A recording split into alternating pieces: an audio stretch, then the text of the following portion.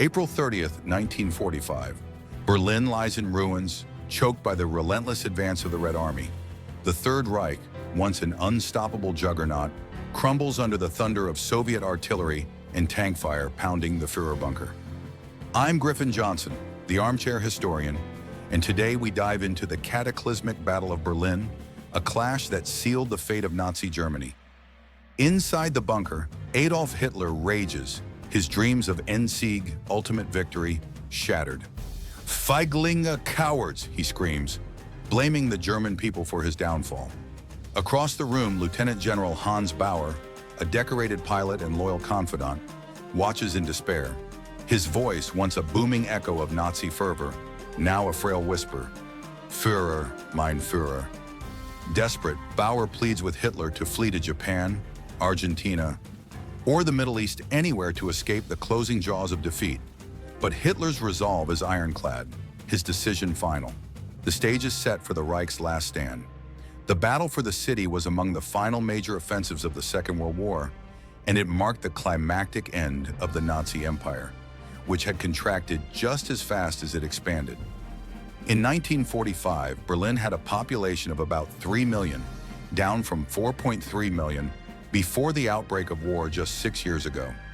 As early as the Christmas of 1944, morale among Berliners had reached a critical low point, with only the most staunch and fanatic of the Nazi regime clinging to any hope. British and American air raids only continued to intensify, prompting many residents to spend more time in shelters than not. But it was not the British nor the Americans that they truly feared. It was that lingering threat from the East, the successor state to the nation that had nearly humbled Frederick the Great, the state whose people had suffered so much, the USSR. The symbols etched into the walls of the air raid shelters were said to mean, "Learn Russian quickly." Every Berliner knew the Soviets were coming.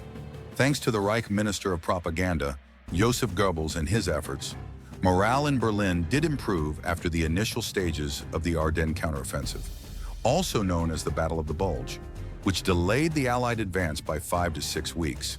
However, the more perceptive members of the German High Command were still fretful, knowing that the Reich was not in a state to protect its eastern border properly.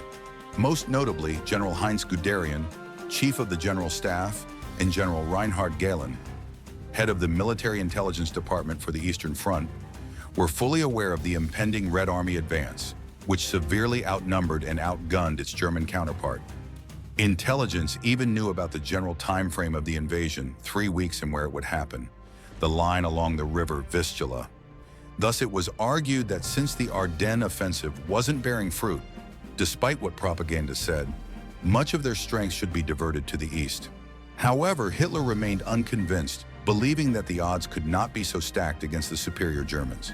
He was validated by his right-hand man, Heinrich Himmler, who claimed the notion of a Soviet offensive was little more than a bluff. With his delusions reinforced by his advisors, Hitler diverted troops from the Vistula, specifically panzer troops, not to set up a defensive line against the Soviets, but to launch an ill-advised counterattack on Hungary's oil fields, predicting that German forces would be able to break through to Budapest, despite the fact that the city had been surrounded by the Red Army since Christmas. This relief attempt promptly failed, and the Soviets took the city on February 13th. Then the Germans launched Operation Northwind in the west, which prolonged the Allied advance but defanged the already battered Luftwaffe. The Germans lacked any capability to launch a thrust into Allied or Soviet territory. Its enemy in the east had 6.7 million men spread on a front ranging from the Baltic to the Adriatic coast, well over twice the size of the German army during their invasion of the Soviet Union in 1941, which up until then had been the largest invading force in history. Of those 2.5 million men, 600 guns and mortars, and 6,250 tanks and assault guns constituted the invading force against Berlin, which faced approximately 1 million Germans with 10,400 guns and mortars and 1,500 tanks and assault guns. In the air, Germany didn't fare any better. The Soviet military deployed 7,500 aircraft against 3,300 German aircraft. But these numbers didn't faze Hitler or his top advisors. Hermann Göring, the supreme commander of the Luftwaffe, in a stunning display of cognitive dissonance, dismissed Soviet air superiority, claiming they were not real planes. The Germans did get some things right, though. Joining me today is my friend Potential History to talk about just that and give you a general overview of the state of the Red Army at this point. The Germans understood that Soviet troops, in some cases, exhibited a lack of discipline, and this was especially evident among young officers eager to prove themselves to their troops. Despite that, though, the reigning belief that the Soviets were effective mainly due to their overwhelming numerical advantage, while looking like the obvious conclusion on the surface, doesn't tell the full story. The Soviets outmaneuvered and outplanned the Germans as early as 1942 and capitalized on their successes by taking huge swathes of land in their offensives in 1943, 1944, and 1945. On top of all of these factors, with the end of the war feeling so close at hand, the Red Army's morale was at an all-time high. Knowing the Soviets were coming for retribution, Joseph Goebbels readied a force of 60,000 untrained individuals, comprising the lame, elderly, and women. Many of these soldiers, though I hesitate to even call them soldiers, had up to just 5 rounds of ammunition on them at any time. Fighting alongside these troops were members of the Hitler Youth, some of whom were as young as 15, as well as the fanatic remnants of the veteran SS. At this point, the Führer remained determined, proclaiming with his usual gusto, "The enemy will be greeted by massive artillery fire. Gaps in our infantry will have been made good by countless new units. The Bolshevik must and shall bleed to death before the capital of the German Reich." The eve of the offensive had come, and the Red Army sappers began clearing minefields, laying the preparation for tanks to cross the bridgehead on the Vistula. To further worsen Germany's situation, Hitler ordered the Panzer reserves located in the region to move forward, putting them right in the range of Soviet artillery. The Soviet assault began at 5 a.m. Moscow time on January 12th under a snowy sky. It was a sweeping offensive, with the Russians easily dispatching the Panzer Division sent against them and heading straight into Silesia, as well as East Prussia. Over the next few days, the Red Army conquered everything in its path. It was not long before the Vistula line collapsed completely. But instead of resting on their laurels, the Soviets continued to move at breakneck speed. Over the course of a 2-week period, the Red Army captured essentially all of Poland and were only 69 kilometers, or 43 miles from Berlin. Despite this auspicious and speedy start, Soviet General Georgy Zhukov, renowned commander of the First Belarusian Front, decided to wait until April to march on Berlin itself, as a counterattack from the Germans in Pomerania had to be repelled. Hitler may have survived the Ides of March, but the Ides of April would spell his doom. The 3 Soviet fronts from the offensives that had taken place up to that point, the First Belarusian Front, the Second Belarusian Front, and the First Ukrainian Front, had an estimated 2.5 million men. The Soviets were preparing to completely encircle Berlin, not for a strategic purpose per se, but in order to keep the Western Allies out. On April 16th, the Battle of Silo Heights began as part of the larger Battle of Oder-Neisse. Nearly 1 million Soviet soldiers and over 20,000 tanks and guns were sent to the gates of Berlin against 100,000 Germans and 1,200 guns and tanks. The battle only lasted 4 days before Zhukov's men breached through, taking 30,000 losses compared to only 12,000 German losses. Zhukov was eager to be the first one in Berlin in order to beat out the commanders of the other 2 fronts at any cost necessary.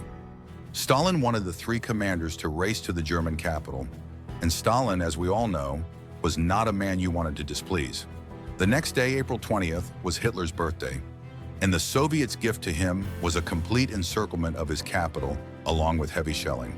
2 days later, the shelling continued uninterrupted, and Hitler ordered his 9th and 12th armies, who had been occupied on the Western Front, to link up and engage the Soviets.